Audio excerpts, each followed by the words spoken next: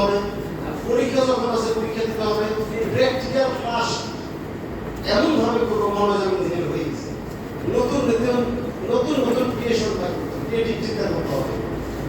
আমি এই ডেস্কে বানাই, আমার এই প্র্যাকটিক্যালটা করি, আমি ওইটা বুঝি, স্যারকে জিজ্ঞেস করবো, ছাত্রদের সাথে আমরা গ্রুপ স্টাডি করবো।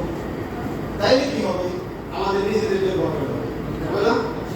আমাদের তোমাদের বড় ভাইরা এখন বিদেশে থাকে, বিদেশে পড়ে, লন্ডনে পড়ে, জাপানে পড়ে, জার্মানি গেছে, চায়নাতে গেছে, জাপানে মালয়েশিয়াতে আছে, বিভিন্ন প্রতিষ্ঠান বিভিন্ন দেশে আমাদের দেশে বিদেশে কাজ করতেছে। কারণ আমরা যদি নিজেকে ডেভেলপ করতে না পারি তাহলে তো নিজেরা বিপদ হয়ে যাবে। দক্ষতার বিকল্প নয়, দক্ষ হতে হবে। আমরা সবাই আছে, একটাই লক্ষ্য হতে হবে, একটাই লক্ষ্য, আরো জোরে, একটাই লক্ষ্য, দক্ষ হইতে হবে। দক্ষতার বিকল্প নাই।